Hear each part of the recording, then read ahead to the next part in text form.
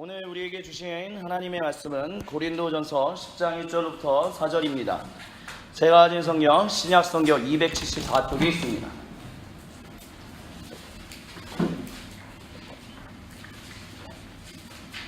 고린도전서 10장 1절부터 4절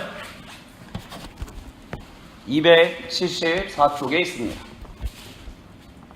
다 찾으신 줄 알고 같이 한 목소리로 봉독합니다. 형제들아, 나는 너희가 알지 못하기를 원하지 아니하노니 우리 조상들이 다 구름 아래에 있고 바다 가운데로 지나며 모세에게 속하여 다 구름과 바다에서 세례를 받고 다 같은 신령한 음식을 먹으며 다 같은 신령한 음료를 마셨으니 이는 그들을 따르는 신령한 반석으로부터 마셨음에 그 반석은 곧 그리스도시라. 아멘. 여러분에게 있어서 성탄절은 어떠한 이미지로 그려지고 계시나요? 여러분은 성탄절을 혹시 이렇게 인식하고 계시나요? 믿지 않는 사람들은, 아니면 연인들은 보통 성탄절을 코카콜라, 아니면 산타클로스, 아니면 북극곰이 모자에 쓰고 춤추는 그런 장면들로 보통 인식을 합니다. 아니면 그리스도인들은 대체적으로 그렇게 인식을 하겠죠. 성탄절 트리, 성탄송, 여러 가지 것들이 있을 거예요. 그 모든 것들이 다 하나하나가 이미지입니다. 우리에게 주어져 있는 그것이 성탄절, 예수님 나신 것을 기억하게 해주는 심상이다라고 하죠. 마음에 그려지는 상은 이미지다라는 거죠. 그 심상이다라고 표현한다는 거죠. 근데 중요한 것은 우리가 한 가지 알아야 할 것은 무엇이냐면 성탄절이다라는 것, 그리고 우리가 성탄절 준비하는 한 달 동안의 그 기간을 대림절, 대강절이다라고 보통 얘기를 하는데, 이 기간은 사실 예수님이 처음 이 땅에 오셨고 부활하시고 난 이후에 300년 동안은 없었다라는 것을 우리가 좀 기억해 볼 필요가 있습니다. 즉 뭐냐, 우리가 기억하고 있는 성탄절 하면 눈 오는 날, 산타클로스, 눈썰매 이런 것들이잖아요. 근데 실제로 우리 누구도 예수님이 언제 이 땅에 태어나셨는지를 알지 못해요. 그것이 주어진 것은 태양절, 그때 당시 로마의 황제였던 콘스탄티누스가 태양을 섬기는 그 신을 이제 태양을 섬기는 분이 아니라, 왜냐, 그분은 이제 더 이상 태양을 섬기는 것이 아니라 이제는 우리가 예수님을 섬기는 날.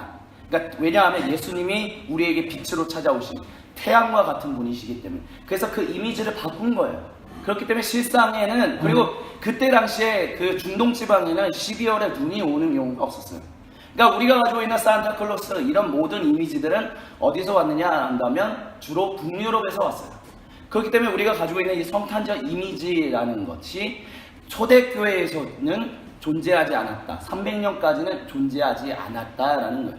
근데 중요한 것은 이제 기독교가 공인되고 나면서부터 성탄절을 제정하고 그 성탄절을 준비하는 한 달 동안을 대림절, 대강절로 지정해서 교회가 계속해서 지켜왔다는 거예요.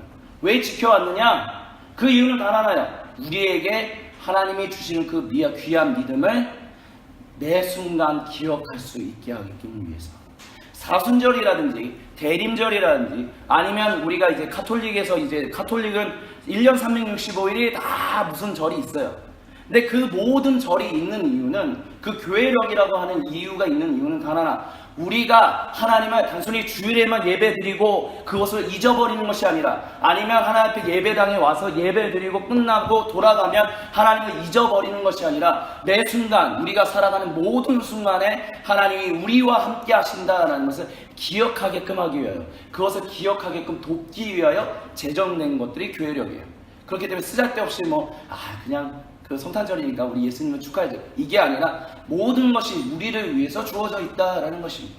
대림절, 대강절, 성탄절도 결국은 우리가 하나님과 매 순간 동행하면서 살아갈 수 있게끔 하기 위하여, 근데 그것을 매 순간 동행하면서 살게끔 하기 위하여 주어지는 것들이 말씀도 있지만 그 또 다른 것이 뭐냐면 신상이다라는 거예요. 이미지다라는 거죠. 그리고 그것을 보통 가리켜서 그걸 뭐라고 하냐면 눈으로 표현된 신비다라고 얘기해요.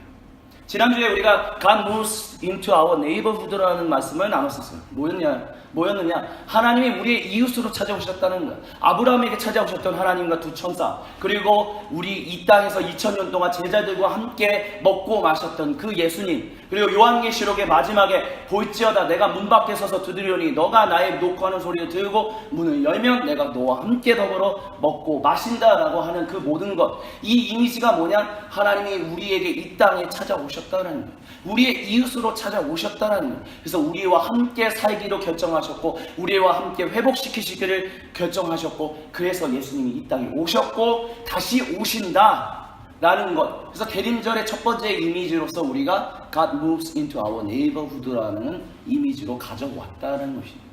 그러니까 단순히 그냥 그게 뭐예요 라는 게 아니라, 아 그래, 이웃이 옛날엔 지금 아파트로 완전히 다 굳어져 있지만, 그래서 옛날처럼 이웃 사촌이라고 얘기하지 않지만 옛날에는 이웃이 이사 오면 온 잔치가 마을이 잔치를 벌이고 떡을 돌리고 또 떡을 돌리면 그 떡에다가 그 빈 그릇에다 다시 돌려주고, 그렇게 해서 친밀한 관계를 맺었던 것처럼 하나님이 우리에게 다시 한번 그 친밀한 관계를 회복시키시기 위하여 예수님은 오셨구나, 그리고 아브라함에게도 오셨었고 앞으로도 오실 것이고 영원토록 우리에게 오실 것이구나 라는 얘기를 지금 그 이미지로서, 이웃 사촌이라는 이미지로서, 이웃으로 찾아오신 분으로서 지금 지난주에 설명을 했다는 것입니다. 그것이 단순히 주일에만, 아니면 교회에서 예배 드릴 때만, 평일에 우리가 뭐 신회에서 아니면 교회에서 아니면 여러분이 속해 있는 학교의 어느 기독교 단체에서 예배 드릴 때만 있는 것이냐? 아니다라는 거예요.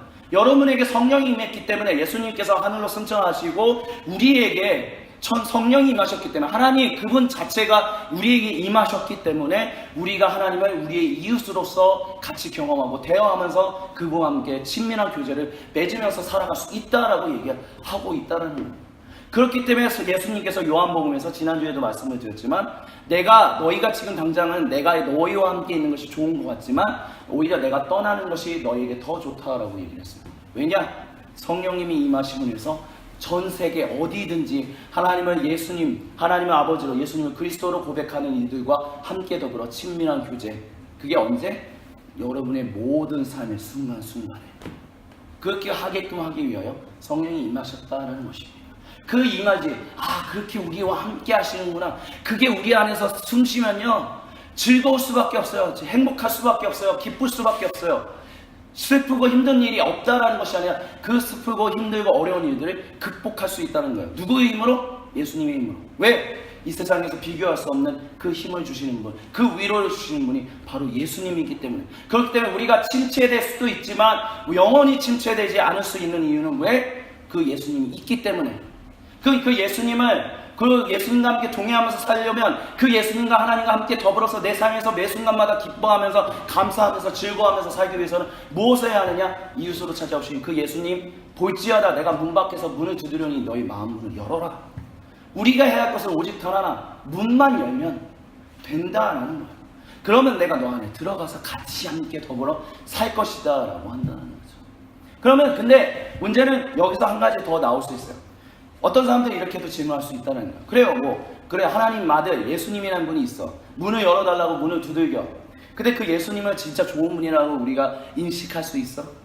그 하나님을 정말 좋은 분으로, 정말 아름답고 사랑이 넘치는 정말 그런 분으로서 신뢰할 수 있어? 라고 질문할 수 있어요. 그럴 수 있잖아요. 그 하나님을 내가 정말 믿을 수 있는 분인가? 그 하나님을, 그 예수님을 정말 내가 믿고 따를 만한 분인가? 라고 할 수 있다라는 거예요. 그런 질문들이 잘못되지 않았다라고 저는 생각합니다. 그러면 우리는 어떻게 얘기할까요? 만약에 우리가 그런 질문을 하나님께 드린다면 하나님은 뭐라고 대답하실까요? 저는 그것을 오늘 우리가 읽었던 고린도전서 10장 1절부터 4절을 통해서 말씀을 좀 드리고자 해요.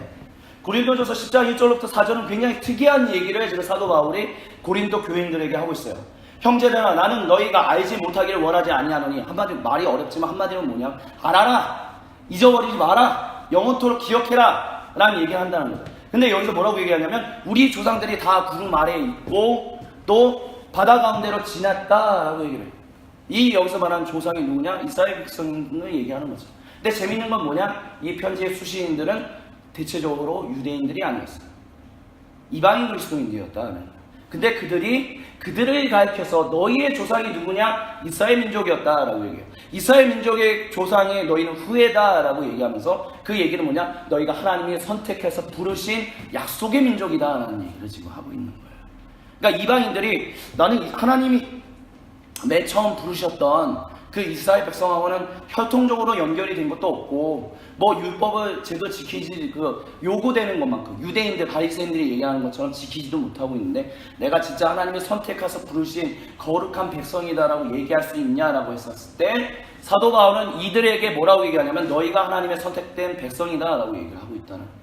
왜? 하나님을 선택했기 때문에. 왜? 하나님이 이스라엘 민족을 그 옛날에 그들을 너희의 조상으로 삼았기 때문에. 근데 이 모든 것이 어떻게 가능했느냐? 나중에 4절에서 결론이 나오지만 그 이유가 될 수 있는 이유는 오직 하나, 그리스도 예수님께서 우리를 위하여 이 땅에 오셨고 죽으시고 부활하셨으며 다시 오실 것이기 때문에 그것이 가능하다라는 믿음 가운데서, 그 믿음의 선포 가운데서 지금 이와 같은 얘기를 하는 거예요.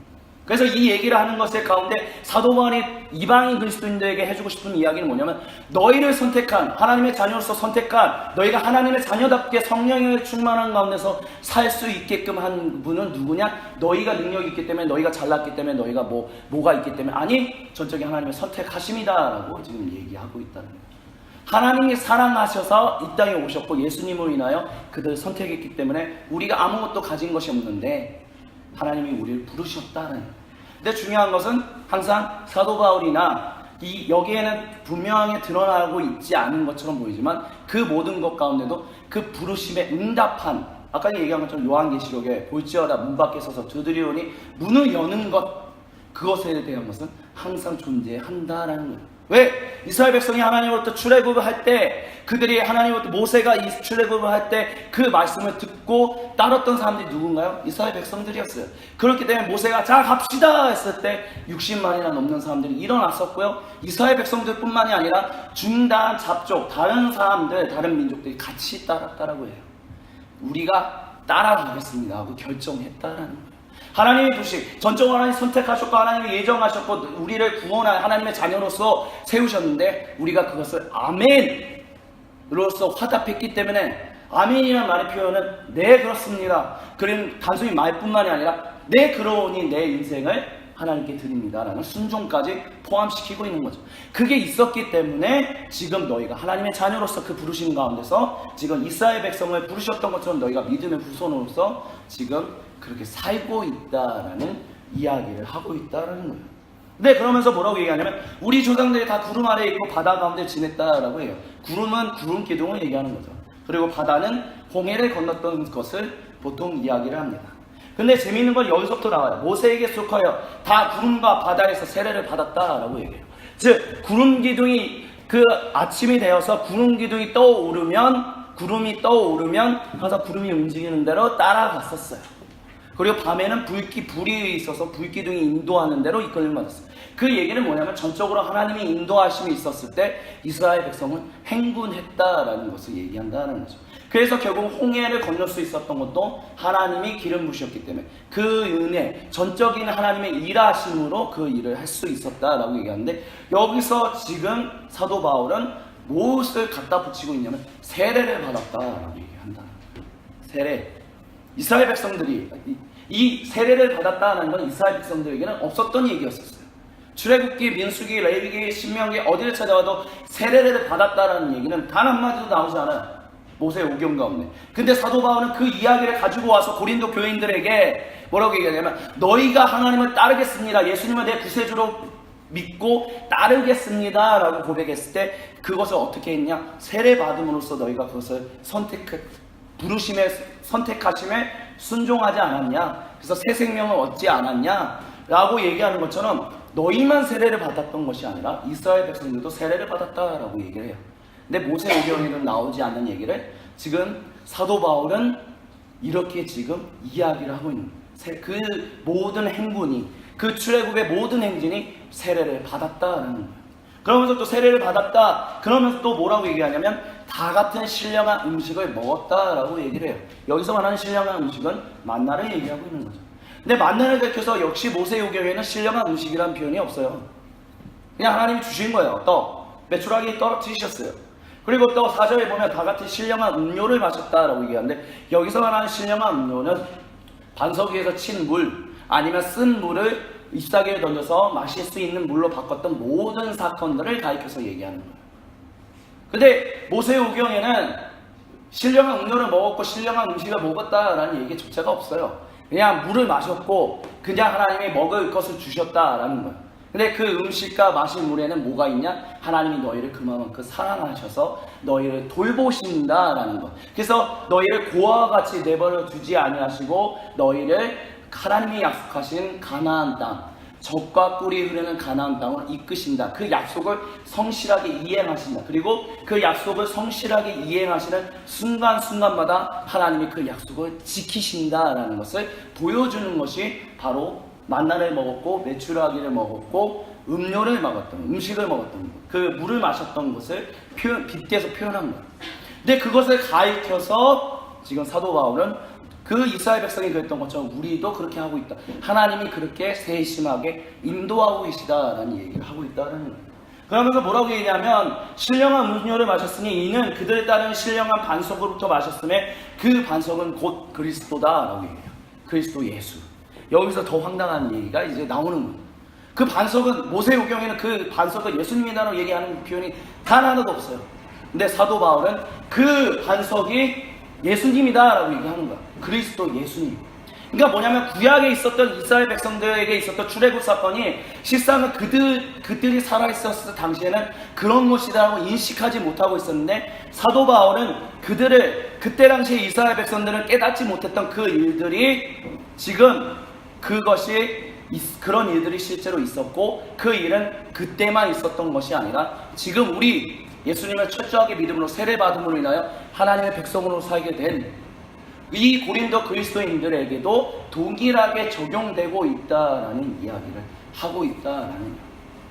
그래서 여기서 얘기하는 것, 사도 바울이 궁극적으로 하고자 하는 이야기의 핵심은 뭐냐? 하나님이 과거부터 지금까지 신실하게 자신의 약속하신 대로 이루셨으며, 그 약속하신 것을 이루는 것을 무슨 중간 과정 다 띄워놓고 그냥 시작과 끝만 이끄시는 것이 아니라 순간순간 모든 상황 가운데 함께 하시면서 우리로 하여금 살게끔 하신다라는 얘기를 하고 있다라는 거예요. 즉 뭐냐? 하나님의 그 성실하심이, 하나님의 그 신실하심이, 하나님의 그 변하지 않는 사랑이 아주 과거의 이스라엘 백성부터 지금 고린도 교인들에게, 그리고 21세기에 살아가고 있는 2017년에 살아가고 있는 이곳에 있는 모든 그리스도인들 가운데, 그리고 주님 다시 오신 그날까지 그 약속이 세밀하게 신실하게 구체적으로 이루어지고 있다라는 얘기를, 그 약속의 연장선상 가운데 우리가 함께 하고 있다라는 얘기를 지금 사도 바울은 이야기하고 있다는 거예요. 뭐냐? 너희를 구원하신 것은 단순히 구원을 던져주기 위해서 그렇게 하신 게 아니다라는 거예요. 그냥 너희만 동떨어지게, 하나님이 과거에는 그냥 아무렇지도 않게 있다가 신약에는 갑자기 나타나셔서 이방인들 구원하시고, 이런 것이 아니라 구약에는 이스라엘 사람들만 구원하시고 신약에서는 이제 이스라엘 사람들은 버리고 이방인들만 구원하시고, 이런 게 아니라 하나님은 자신의 처음 순간부터 자신의 모든 백성들을, 모든 자녀들을, 하나님 창조하신 모든 피조물들을 구원하시겠다는 그 약속을 성실하고 신실하게 약속하셨는데, 그것을 이스라엘 역사를 통해서, 그리고 지금 고린도 교인들을 통해서, 그리고 순간순간 우리의 일상의 모든 순간에 그 부으시는 그 은혜로 그 약속을 성실하게 이루셨다라는 얘기를 하고 있다는 거예요. 그래서 여기서 말하는 오늘 설교 제목의 Across the River라는 말은 무엇이냐? 하나님이 성실하게 우리를 당신의 자녀로 삼으셨다. 근데 그것이 어디에 바탕을 두고 있다? 그분의 전적인 사랑에 바탕을 두고 있다라는 이야기를 하고 있다라는 거예요. 근데 여기서 말하는 Across the River라는 거, 여러분 참 재밌는 게요, 성경이 아니라 전 세계에 흩어져 있는 여러 신화들을 보면 기본적으로 비슷한 것들이 하나 있어요. 대표적인 거 하나가 뭐냐면 홍수설화. 예를 들어보면 홍수설화가 있어요. 여러분이 예전에 여러분의 20대 때나 아마 10대에 있었을 것 같아요. 저도 10대였을 때 이우혁 씨가 쓴 퇴마록이라는 책이 굉장히 유명한 책이 있었어요. 근데 그 퇴마록의 마지막 말세편을 보면 그 성경에만 노아의 홍수 사건이 있는 게 아니라 고대 근동지망이든 아니면 우리나라의 그 고대 문서든 그 모든 문서에 홍수가 있었던 것처럼 비춰지는 이야기들이 있다는 거예요. 그러니까 홍수 설화가 있어요. 너무 재밌지 않아요? 성경에만 있는 것이 아니라 전 세계에 흩어져 있는 모든 설화 가운데 홍수와 관련된 얘기가 있다라는 거예요.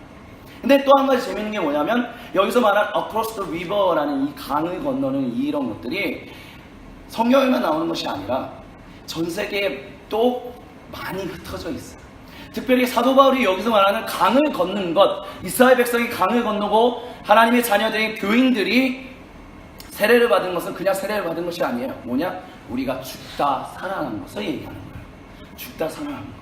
이스라엘 백성도 홍해강을 그 홍해를 건넜을 때 그들의 옛 모습이 죽고 하나님의 자녀로서 다시 되살아난 그 부활에 대한 얘기를 하고 있는 거고요. 그리고 지금 우리가 세례를 받고, 우리는 물론 이제 뿌리는 세례를 받지만 원래 이제 세례는 침례를 받잖아요. 그래서 이제 침례를 받을 수 있는 기회가 있다면 그게 진짜 좋거든요. 여러분도 만약에 침례를 받아보신 적이 없다면, 침례를 받을 수 있는 기회가 있다면 한번 침례를 받는 것도 좋을 것이다 라고 생각합니다. 왜냐하면 이렇게 하고 전적으로 내 자신을 그 진대하는 그들한테 맡기는 거예요. 그래서 성부와 성자와 이렇게 뭐라고 할까요?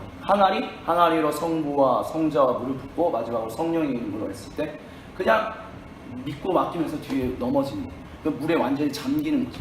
그러고 나서 나는 죽었고 다시 일어났을 때 나는 이제 예수님으로 살았다라는 것을 고백하는 것이 바로 세례거든요.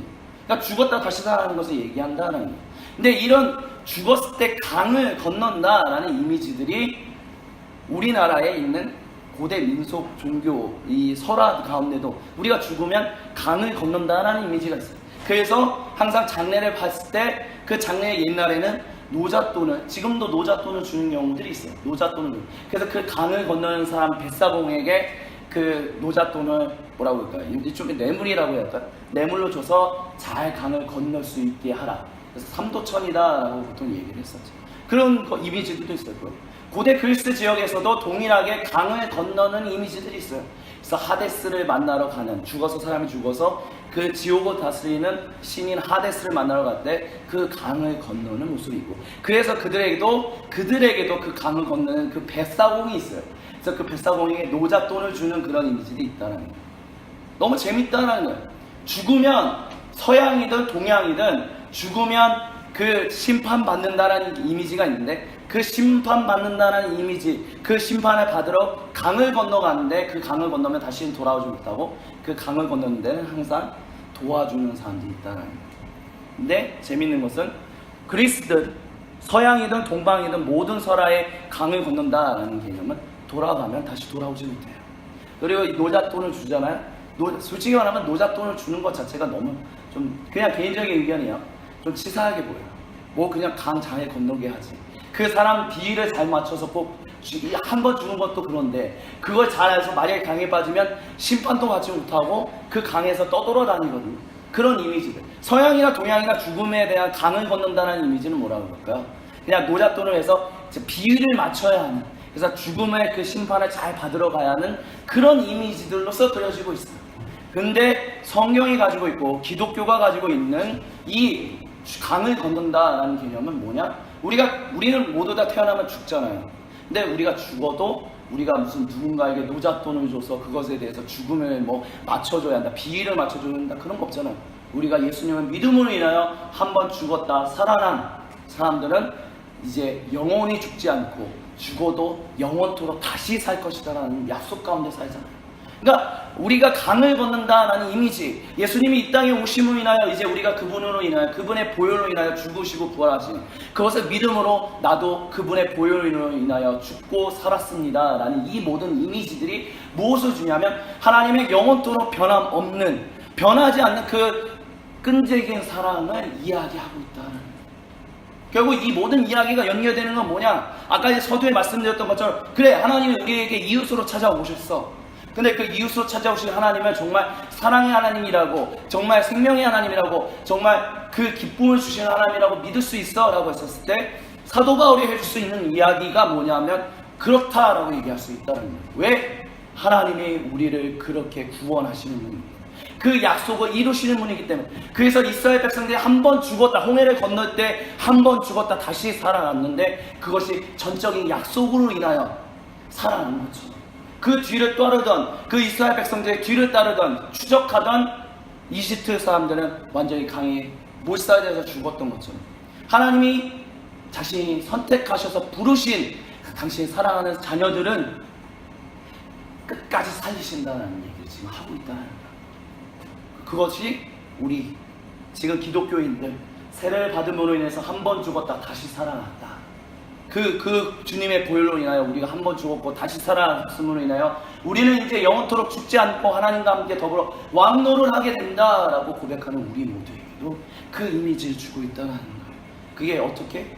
예수님의 오심으로 인해서 그리스도 그분이 오셨기 때문에 이렇게 할 수 있었다라고 지금 사도 바울은 얘기하고 있다는 거예요.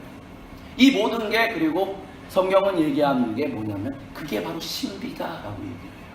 Enter the mystery, 신비로 들어가자라고 했을 때 우리가 신비, 그 신비라는 것을 저번 주에 말씀드렸었지만 한 번 더 말씀드린다면 신비라는 것은 무슨 초자연적인 초이성적인 그래서 말로 설명하기 어려운 그런 기적을 행하고 능력을 행하고 그런 걸 얘기하는 게 아니에요. 물론 그것도 포함되고 있지만 신비를 얘기한다. 기독교에서 말하는 신비는 오직 하나예요. 예수님을 보게끔 하는 거예요. 예수님이 나와 함께 하시는 것을 단순히 항상 영원토록 놓치지 않고 그분만을 보며 살아가게끔 하는 거예요. 그분과 함께 관계 맺으며 살아가는 것, 그 모든 것을 가리켜서 신비다라고 얘기를 해요.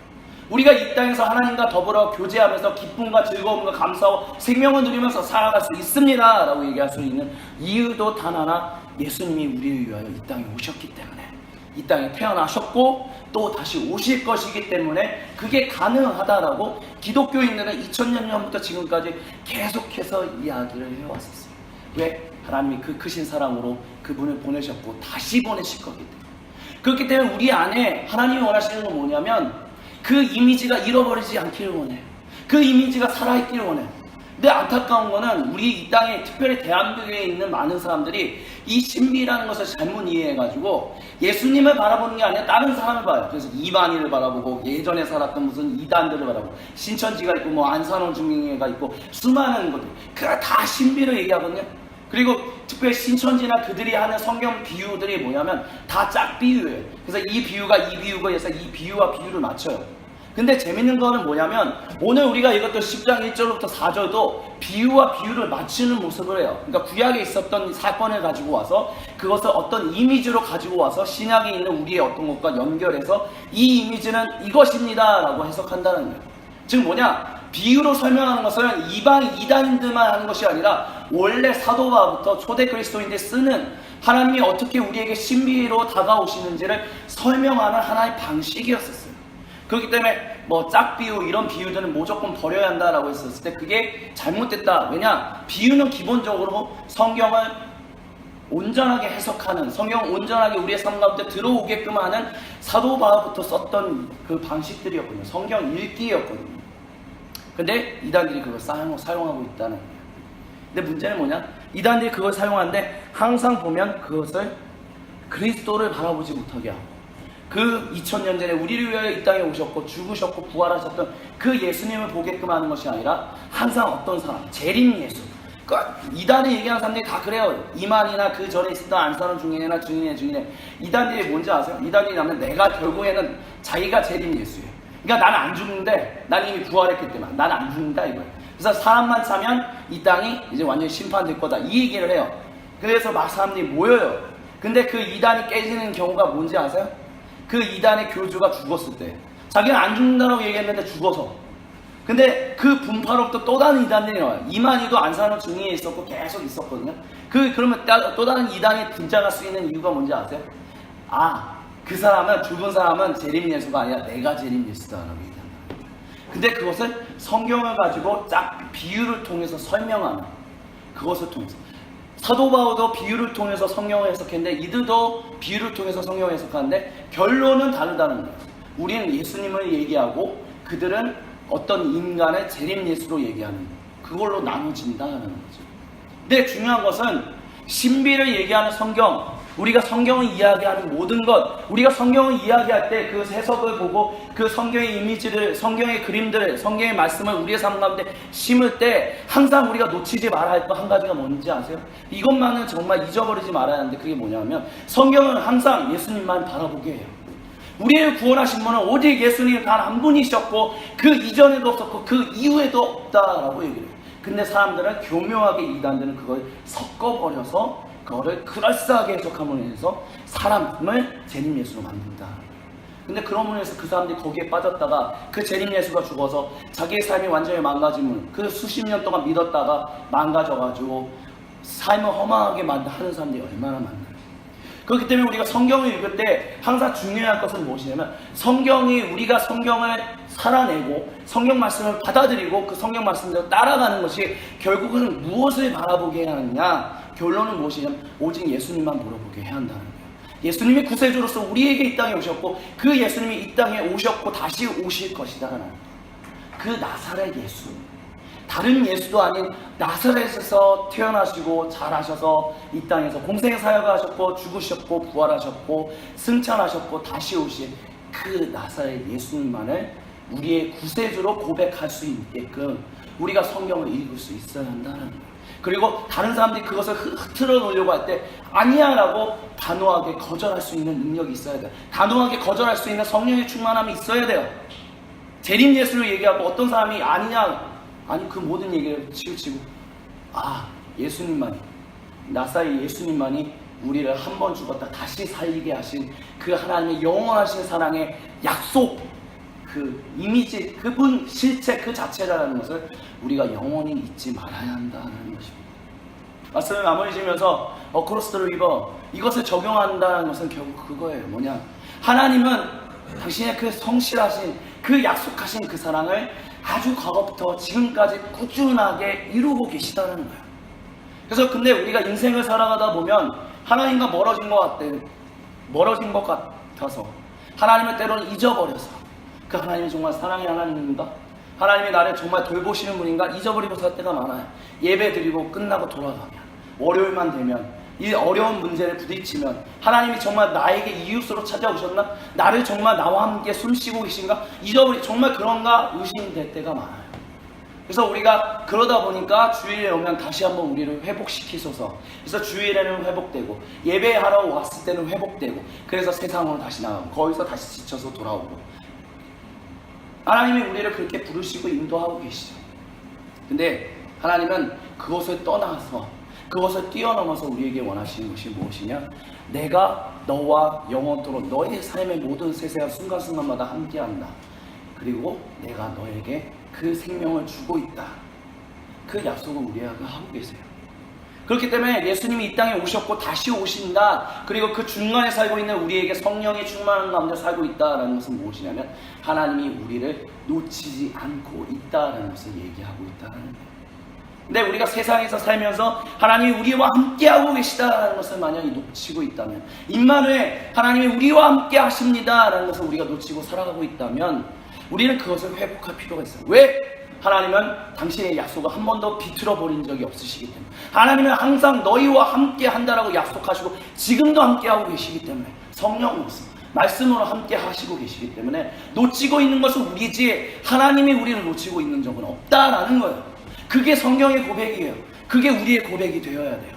그렇기 때문에 우리가 먼저 고백해야 할 것은 무엇이냐? 우리가 때로는 놓치고 살아가는 것 같지만 하나님은 영원토록 단 한 번도 우리를 놓치신 적이 없다는 것을 우리가 믿음으로 고백할 수 있어야 합니다.